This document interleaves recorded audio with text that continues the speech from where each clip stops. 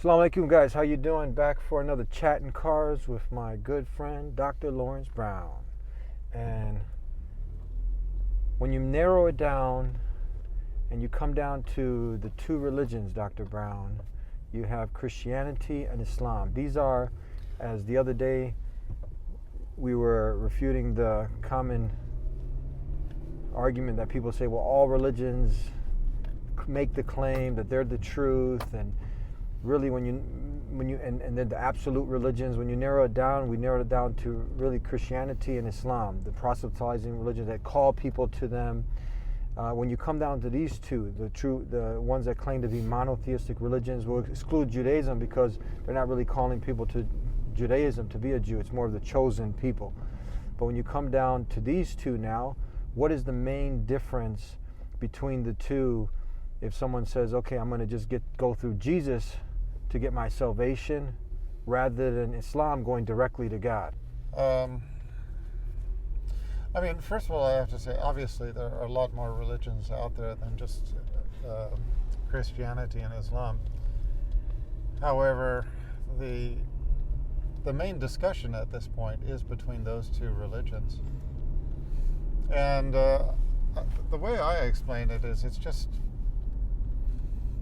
it's like what we're doing right now, driving down the road. If we just pull over the car right now and stop, we didn't get to the destination. Well, that's kind of how it is with the chain of revelation.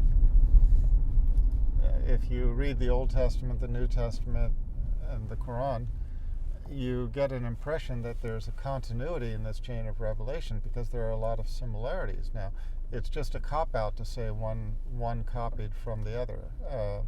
There are historical reasons which are basically proven that it's not possible for one to be copied from the other.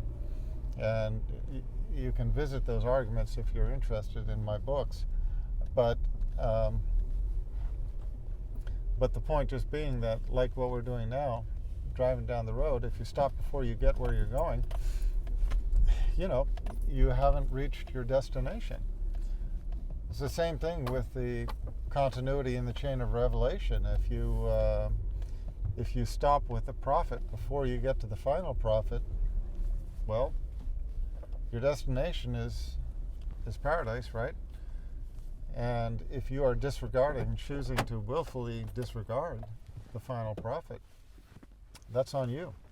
The thing that I find frustrating about this is that when you talk to Christians, they often criticize the Jews for not getting on board to Christianity. Keep in mind, Jesus was a Jew. He was called Rabbi Jesus. Okay, Christianity was not Christianity for several hundred years after the mission, the time of the mission of Jesus Christ. But it's related in the Bible that the story of Lazarus, that when Jesus, by the will of God, raised Lazarus from the grave, by the will of God, Lazarus came out walking, and what happened to the Jews who were there, who witnessed the miracle? Wow, what happened? They all became Christian, right? No, half of them declared belief in Jesus, not in Christianity, because again, that came after a couple hundred years. No, part of them declared belief in Jesus, that Jesus was a prophet of God, and the other part ran to the Romans and said that this man, Jesus, was raising the dead by the power of Satan. So some became believers, some became disbelievers.